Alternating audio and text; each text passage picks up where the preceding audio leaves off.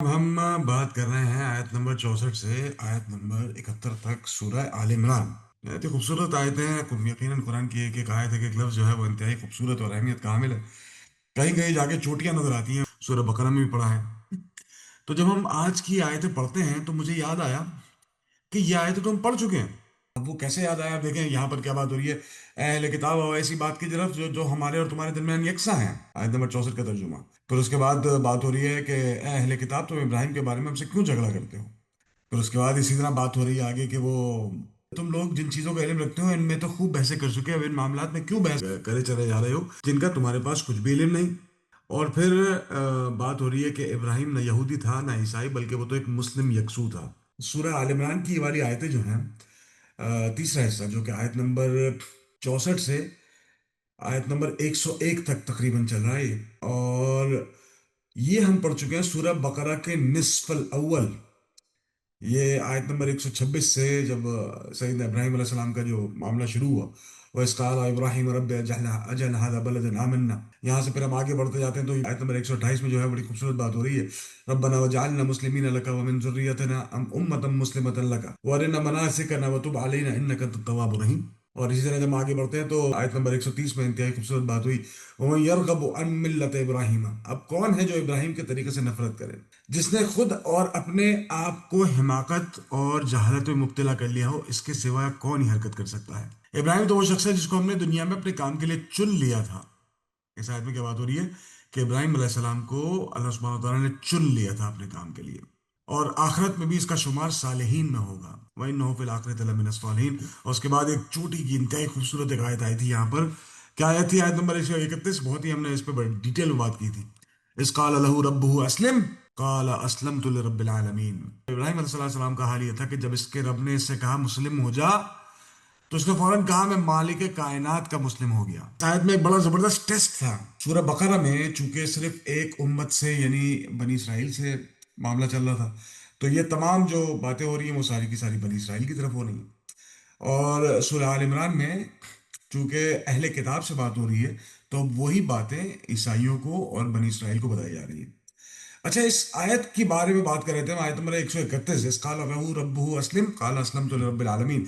अल्लाह सुब्हानहू व तआला ने एक टेस्ट रखा था सैयदना इब्राहिम अलैहिस्सलाम के लिए इस आयत में। अच्छा, बात यहाँ पर हो रही है एक टेस्ट की। और आयत नंबर 67 आले आले इमरान में ये बात हो रही है, मा काना इब्राहिम इब्राहिम यहूदिय्यन वला नसरानिय्यन वलाकिन काना हनीफम मुस्लिमा वमा काना मिनल मुशरिकीन। इब्राहिम ना यहूदी थे ना ईसाई, बल्कि वो तो एक मुस्लिम यकसू थे और हरगिज मुशरिकों में से ना थे। और आयत नंबर 131 में बात हो रही है कि इस काल लहू रब्बुहु अस्लिम काला अस्लमतु लिरब्बिल आलमीन। आयत नंबर 131 सूरह बकरा। तो टेस्ट क्या था? टेस्ट ये था, यहां पर ये नहीं कहा अल्लाह सुब्हानहू व तआला ने इस काला लहू रब्बुहु अस्लिम लिरब्बिल आलमीन, यहाँ पे नहीं कहा। उन्होंने कहा मुस्लिम या मुसलमान। मुसलमान का जो वर्ड है, जो मुसलमान का जो वर्ड बनता है मुसलमान, मीम सीन लाम मीम अलिफ नून, ये जो है इसका मतलब है झुक जाने वाला, मतलब सरेंडर कर देने वाला, अपने आप को सरेंडर कर देना। अल्लाह सुब्हानहू व तआला के सामने अपने आप को सरेंडर कर देना, उसको मुसलमान कहते हैं। तो यहाँ कहा जा रहा है कि इस काला लहू रब्बुहु अस्लिम, क्या अल्लाह सुब्हानहू व तआला ने कहा क्या तुम झुकते हो या तुम इस्लाम कबूल करते हो या तुम मुसलमान बनते हो? तो उन्होंने ये नहीं कहा कि हाँ मैं झुकता हूं। उन्होंने कहा काला असलम तु लिरब्बिल आलमीन, कि हाँ मैं झुकता हूं। कहा उन्होंने कि मैं झुकता हूं किसके सामने? लिरब्बिल आलमीन, कि अल्लाह सुब्हानहू व तआला के सामने, रब्बुल आलमीन के सामने झुकता हूं। एक बहुत बड़ा टेस्ट था उनका। और अल्लाह सुब्हानहू व तआला ऐसे टेस्ट हम सब से लेता रहता है। देखने वाले की निगाह चाहिए कि क्या टेस्ट है। उसके बाद इसी सूरह बकरा में बात हो रही है कि ववस्सा बिहा इब्राहिम बनी व याकूब, और इसी की वसीयत की थी इब्राहिम ने अपने बेटों को, और याकूब ने भी, और मेरे ने भी, ए मेरे बेटो, अल्लाह ने तुम्हारे लिए यही दीन पसंद फरमाया है, बस तुम हरगिज न मरना मगर मुसलमान।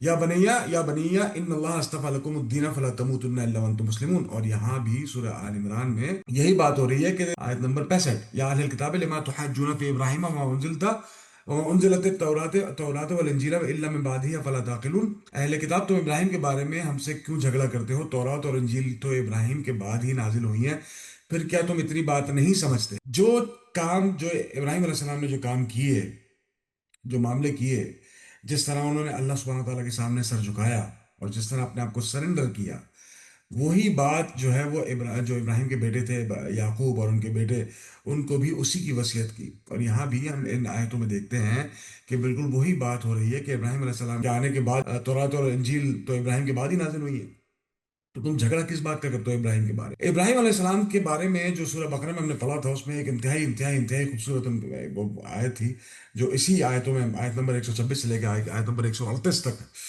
اور اس کا تذکرہ کیے بغیر آج کی آیتوں میں مزہ نہیں آئے گا۔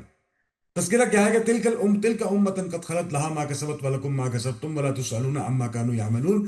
وہ کچھ لوگ تھے جو گزر گئے، جو کچھ انہوں نے کمایا وہ ان کے لیے ہے، اور جو کچھ تم کماؤ گے وہ تمہارے لیے ہے، تم سے یہ نہ پوچھا جائے گا کہ وہ کیا کرتے تھے۔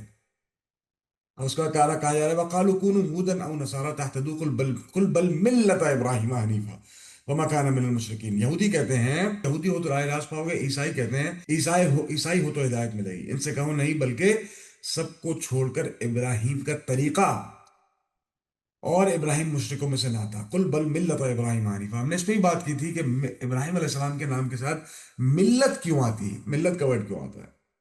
کسی کو یاد ہے کیا بات ہوئی تھی اس بارے میں؟ بڑی خوبصورت بات ہے کہ اتنے یکسو اور اتنے مطلب اپنے کام میں پکے اور پورے تھے کہ ان کو ملت کا درجہ اللہ سبحانہ وتعالیٰ نے عطا فرمایا، کئی کئی درجے عطا فرمایا، اس میں سے ایک ملت کا درجہ تھا۔ سب سے خوبصورت درجہ کیا عطا فرمایا؟ خلیل اللہ۔ کون سا درجہ تھا؟ خلیل اللہ، اللہ کا دوست۔ اس کے بارے میں ایک بات ملتی ہے کہ رسول اکرم صلی اللہ علیہ وسلم نے فرمایا سیدنا ابو بکر صدیق رضی اللہ تعالیٰ عنہ کو، کہ اگر میں اللہ کو اپنا خلیل نہ بناتا تو میں تم کو بناتا، مطلب ایک وقت میں دو خلیل نہیں ہو سکتے، ایک ہی خلیل ہو سکتا ہے۔ اللہ سبحانہ تعالیٰ نے ابراہیم کو خلیل بنایا، کیوں بنایا؟ ہم یہاں جو آج کی آیتیں پڑھ رہے ہیں اور جو ہم سورہ بقرہ میں پڑھ رہے ہیں، اس میں ایک آیت ملتی ہے، اس کو اگر آپ ڈائریکٹ نہیں تو انڈائریکٹ جو ہے اس کا تعلق آج کی آیتوں سے بھی نکلتا ہے، اور وہ آیت ہے میری مطلب بڑی فیوریٹ میری آیت ہے قرآن میں، یہ صبغۃ اللہ، ومن احسن من اللہ صبغہ ونحن له عابدون۔ کہو کہ اللہ کا رنگ اختیار کرو، اس کے رنگ سے اچھا اور کس کا رنگ ہوگا، اور ہم اسی کی بندگی کرنے والے لوگ ہیں۔ نہایت ہی خوبصورت آیت ہے، نہایت ہی خوبصورت آیت ہے، اور آج کی آیتوں میں بھی یہی بات ہو رہی ہے کہ اللہ کا رنگ جو ہے وہ اختیار کرنا ہے۔ اب ہم کو تو نہیں پتا کہ اللہ کا رنگ کیا ہے، ہم کو تو نہیں معلوم، ہم تو مطلب اتباع کرتے ہیں رسول اکرم صلی اللہ علیہ وسلم کی، ہم اتباع کرتے ہیں سیدنا عیسیٰ کی، ہم اتباع کرتے ہیں سیدنا موسیٰ کی، ہم اتباع کرتے ہیں سیدنا ابراہیم علیہ السلام کی، مگر ہم کو تو نہیں پتا کہ اللہ سبحانہ تعالیٰ کیسا دکھتا ہے، نہ ہم دیکھنا چاہتے ہیں کیونکہ ہم کانسیپچلائز نہیں کر سکتے ہمارے عقیدے کے مطابق، ہم اللہ سبحانہ تعالیٰ کا ایک صفات جو ہے اس سے پہچانتے ہیں، مگر کانسیپچلائز نہیں کر سکتے اس کو کہ اس کا ہاتھ ہوگا تو کیسا ہوگا یا پاؤں ہوگا تو کیسا ہوگا، اور ان تمام چیزوں کے بارے میں، ہاتھ اور پاؤں کے بارے میں قرآن میں اشارے موجود ہیں۔ تو پھر اللہ کا رنگ کیا ہوا؟ نور؟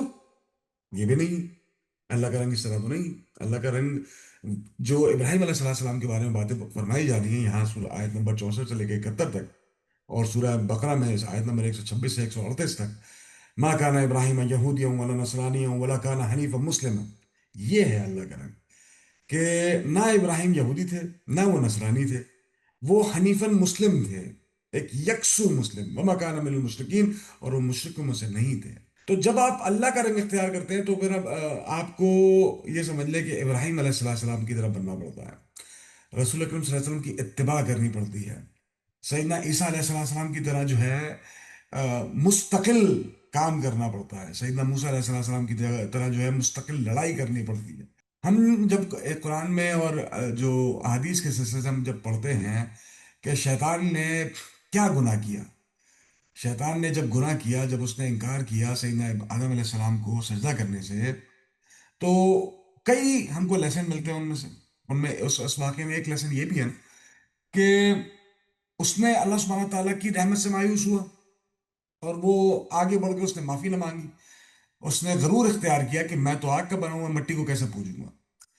آج اپنے آس پاس کے حالات میں نگاہ دوڑائیے، نیا سال شروع ہوا ہے، تو جس طریقے سے نیا سال شروع ہوا ہے اس سے ہم کو بہت اچھی طرح پتہ چل رہا ہے کہ جو حواری ہیں شیطان کے، وہ پوری طرح تلے بیٹھے ہیں، اور ایگزیکٹلی اسی سیناریو پر ان کا کہنا یہ ہے کہ یہ ایک بکری کی طرح ہیں یا بکرے کی طرح ہیں، جب ہمارا دل چاہے گا ان کو کاٹ کے رکھ دیں گے۔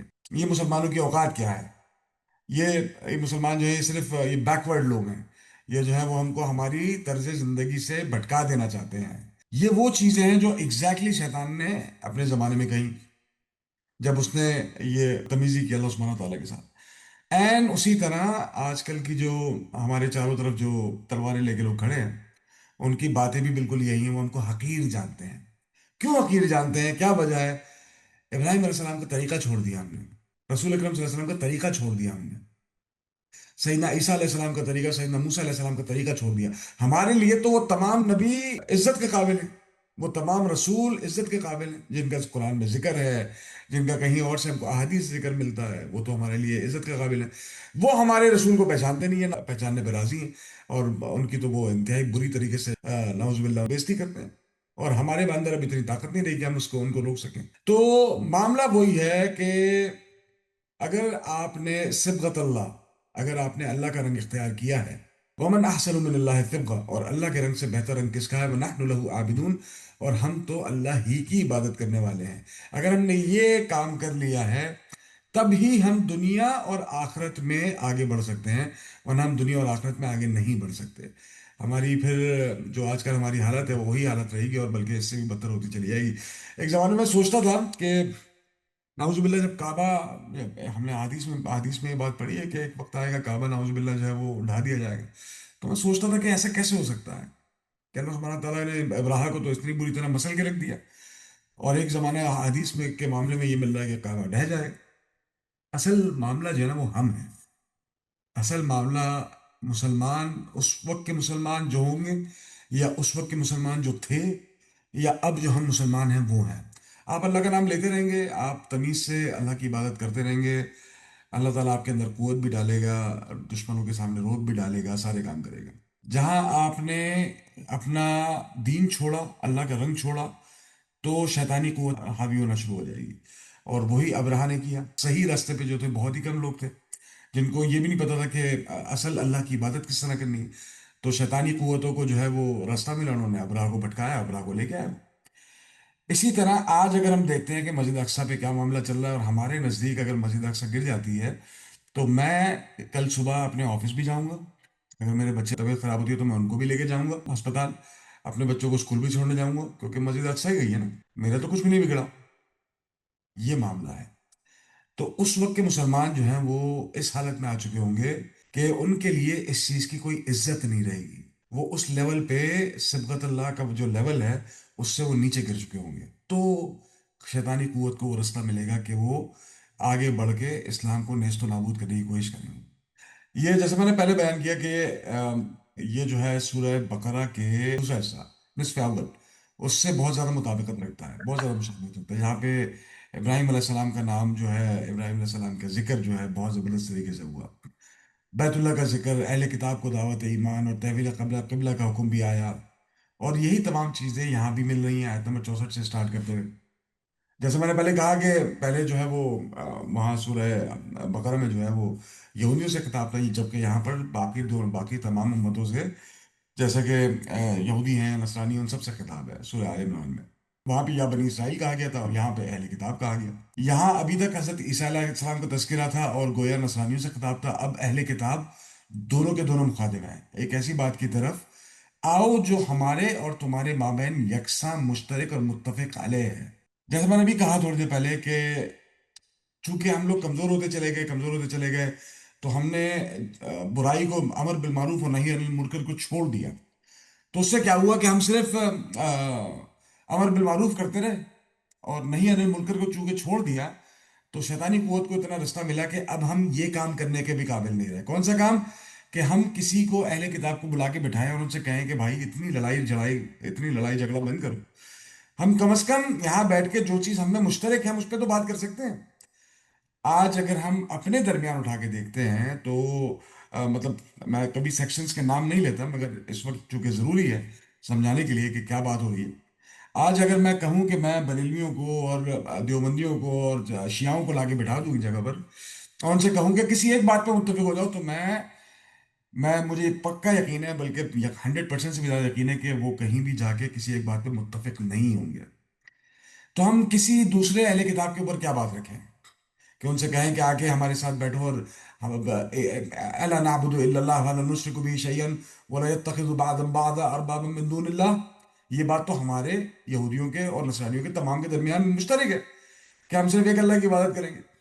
مگر چونکہ ہم کمزور ہو کہ ہم نے وہ نہیں انل منکر کا صیغہ چھوڑ دیا، اس لیے آج ہم اپنے سیکشنز کے درمیان بھی کہیں بھی ہم یہ بات نہیں رکھ سکتے کہ آؤ کلمے کے اوپر ہی جو ہے وہ متحد ہو جائیں.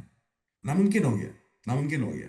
اگر کہیں کلمے کے اوپر متحد کوئی ہو بھی جائے تو اتنی زیادہ شیطان نے جو بدتمیزی کی ہوئی ہے کہ آپ کو لگائے گا کہ بھائی تو انڈین ہے، تو پاکستانی ہے، تو جو ہے بنگالی ہے، تو جو ہے وہ سعودی ہے، تو جو ہے وہ عرب ہے. اور اس کے بعد جو ہے وہ اگر پاکستان کے معاملات ہیں تو وہاں پہ جو ہے وہ سیکشنز ہیں، پھر پارٹی بازی ہے، پھر زبان ہے، پھر صوبہ ہے. وہ کبھی بھی آپ کو کلمے پر بھی جو ہے متحد نہیں ہونے دے گا. آج ہماری حالت یہ ہو گئی ہے. تو جب قرآن ہم پڑھ رہے ہیں تو قرآن تو کہہ رہا ہے کہ اگر ہم مطلب اہل کتاب کو ہم دعوت دے کے بھی آ کے بیٹھو ہمارے ساتھ اور بات کرو، مگر ہم بات کرنے کا ہم اپنے درمیان سلیقہ نہیں رکھتے تو ان کے ساتھ کیا بات کریں گے. جب ہم آگے بڑھتے ہیں اسی آیت کے اوپر تو اس آیت میں ہم کو یہ دکھتا ہے کہ جیسے یہود و نصارہ نے اپنے احبار و بیان کا یہ اختیار تسلیم کر لیا تھا کہ وہ جس چیز کو احبار و بیان مطلب ان کے جو علماء تھے ان کو جب تسلیم کر لیا انہوں نے کہ وہ جس چیز کو بھی چاہے حلال قرار دے دیں اور جس چیز کو چاہے حرام ٹھہرا دیں، تو یہ گویا ان کو رب ماننے کے مترادف ہے. جیسے کہ سورہ توبہ میں فرمایا گیا اتخذوا احبارهم ورهبانهم اربابا من دون اللہ، کہ انہوں نے اپنے احبار اور رہبان کو دوست بنا لیا، ارباب بنا لیا من دون اللہ، اللہ سبحانہ و تعالیٰ کو چھوڑ کر. تو مشہور سقی حاتم طائی کے بیٹے عدی بن حاتم رضی اللہ تعالیٰ عنہ جو پہلے عیسائی تھے، ایک مرتبہ رسول اکرم صلی اللہ علیہ وسلم کی خدمت میں حاضر ہوئے اور عرض کیا کہ قرآن کہتا ہے انہوں نے اپنے احبار اور ربیان کو اللہ کے سوا اپنا رب بنا لیا، حالانکہ ہم نے تو انہیں رب کا درجہ نہیں دیا. تو رسول اکرم صلی اللہ علیہ وسلم نے فرمایا کہ وہ ان کی عبادت تو نہیں کرتے تھے، لیکن جب وہ ان کے کسی شے کو حلال قرار دیتے تھے تو اسے حلال مان لیتے، اور جب وہ کسی شے کو حرام قرار دیتے تو اسے حرام مان لیتے. چنانچہ حلت و حرمت کا اختیار صرف اللہ کا ہے، اور جو کوئی اس حق کو اختیار کرتا ہے تو وہ گویا رب ہونے کا دعویٰ کرتا ہے. کتنی بڑی بات ہے. تو قرآن کی آیت سورہ توبہ کی، رسول اکرم صلی اللہ علیہ وسلم کی حدیث اسے ثابت ہوتا ہے کہ اگر کوئی ایسی چیز جو حرام ہے اس کو اپنے لیے حلال قرار دے دینا بغیر کسی وجہ کے، بغیر کسی بہت بڑی کوئی آپ کی نعوذ باللہ زندگی میں معاملہ آ گیا، کوئی ایسا معاملہ آ گیا کہ اس کے علاوہ آپ کچھ کر ہی نہیں سکتے، تو وہاں پہ جائز، پھر اللہ سبحانہ تعالیٰ نے جائز قرار دیے بہت ساری چیزیں. تو کہنے کی بات یہ ہے کہ کوشش یہ کی جائے آج کے زمانے کے لحاظ سے. اب وہ معاملہ نہیں رہا کہ ہم جو ہے وہ اٹھ کے کہیں کہ اپنے تلوار نکالیں گے نعوذ باللہ اور وہ شروع ہو جائے کہ ہم تو اسلام نافذ کرنے نکلے ہیں. اسلام نافذ کرنے سے پہلے جو ہے بہت بہت زیادہ اس کے لیے تکلیفیں اٹھانی پڑتی ہیں، اپنے آپ کو جو ہے وہ فتنوں سے گزارنا پڑتا ہے، پھر کہیں جا کے آپ اسلام نافذ کرنے کی بات کرتے ہیں. کم از کم اتنا کر سکتے ہیں کہ اپنی حد تک اتنی کوشش کریں کہ اپنے گھر میں، اپنے آپ سے، اپنی چیزوں میں، اپنے نارمل ڈے ٹو ڈے معاملات میں جو ہے وہ آپ کوشش کریں کہ اپنے جتنے بھی یہ علماء ہیں بغیر کسی تخصیص کے سب کی ایک الگ الگ رسپیکٹ ہے، اس میں کوئی شک نہیں ہے. ڈاکٹر اشار نے اگر کچھ کہا ہے تو ان کی ایک الگ رسپیکٹ ہے، میں ان کو دل سے مانتا ہوں. اگر کوئی دوسرے ڈاکٹر ذاکر نائک ہے انہوں نے کچھ کہا ہے تو میں ان کو دل سے مانتا ہوں. تو ان سب کی اپنے اپنے الگ الگ رسپیکٹ ہے. اگر کسی نے کوئی بات کہی ہے تو یقیناً اس کے سامنے کوئی ایسی چیز ہوگی، کوئی ایسی حدیث ہوگی یا کوئی ایسا معاملہ ہوگا جس کو رکھ کے انہوں نے وہ بات کہی ہے. مگر دیکھنے کی بات یہ ہے کہ کیا واقعی ہی آپ کو اس چیز کی اتنی ضرورت ہے، تب آپ اس کی طرف جائیں. ورنہ اگر حرام قرار دے دیا ہے کسی چیز کو تو اس کو حرام مانا جائے، اگر حلال قرار دے دیا ہے تو اس کو حلال مانا جائے، بجائے اس کے کہ اگر آپ نے مطلب صرف اپنی پسند کے لیے، اپنے آسانی کے لیے اگر آپ کوئی کام کر رہے ہیں تو اس سے اعتراض کریں. ہمارے ساتھ جڑے رہنے کے لیے ہمارا چینل سبسکرائب کریں.